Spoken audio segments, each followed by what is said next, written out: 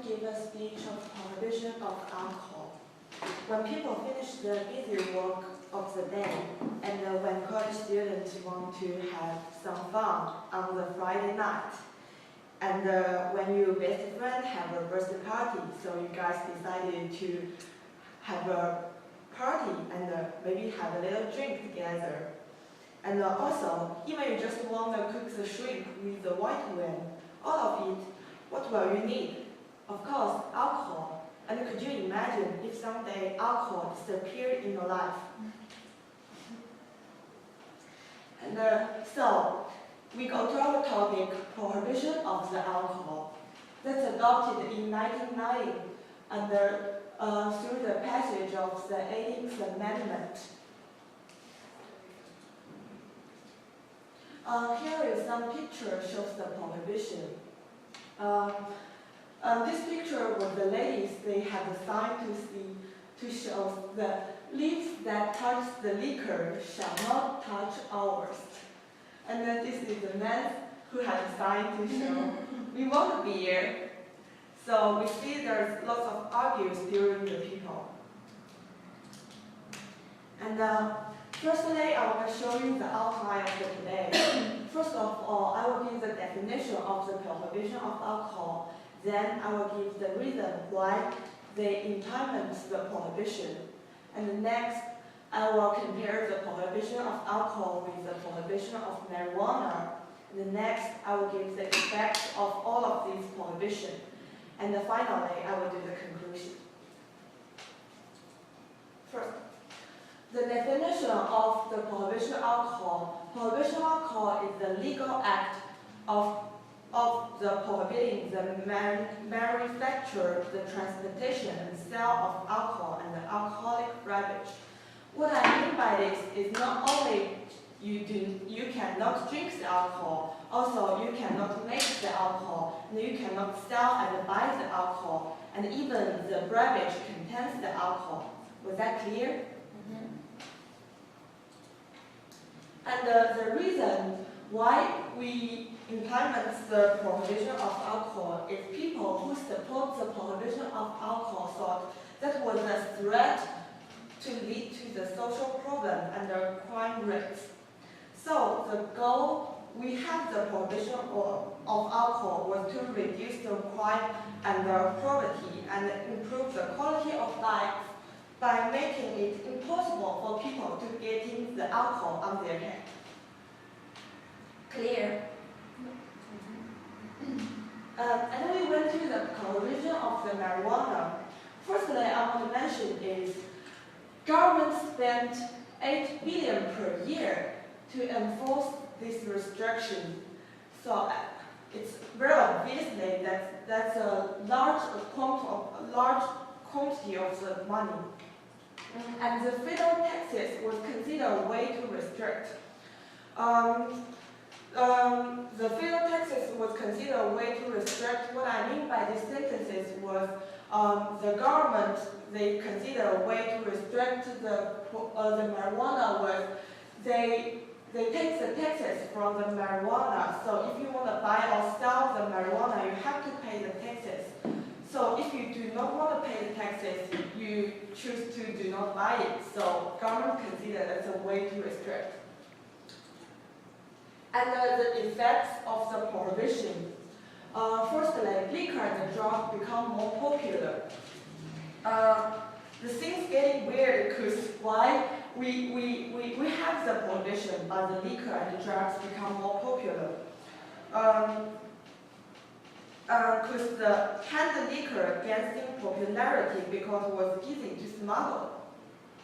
And same as the drug, they become more popular because under that situation, like the state policy says, the prosperity of the illegal liquor and drug, people cannot buy the legal one, so they decided to buy the illegal one. And if you want the illegal one, the hand liquor become popular because it's easy to smuggle.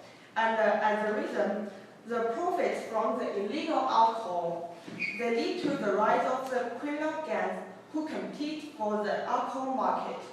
So the illegal gang, who who made the illegal alcohol, who had the benefits from the illegal alcohol, and they win the money, so they grow their gain. So the criminal rights become more high than now. And by 1930, organized crime was making 12 to 18 billion per year. That's several times more than a year than the federal government.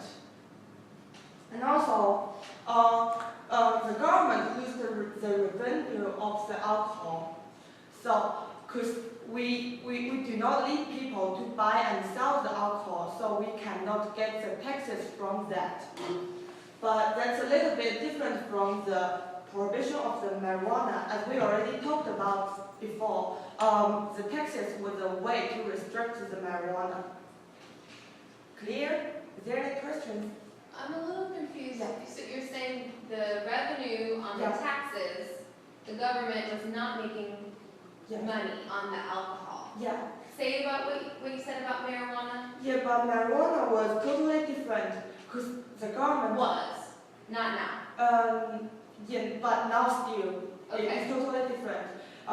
Government has like the act to decided to through the prohibition of the marijuana, so they put the taxes in that part.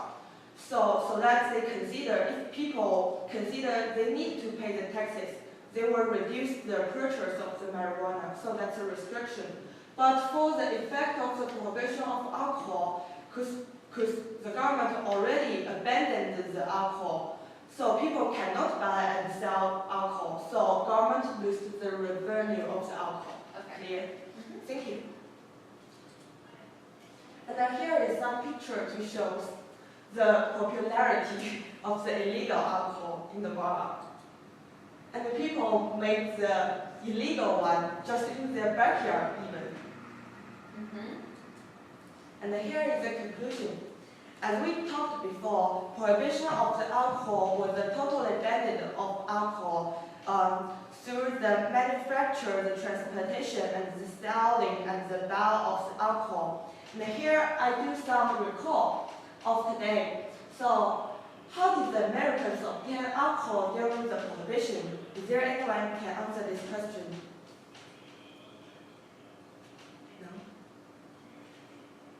We saw them drinking alcohol, right? How did they get it?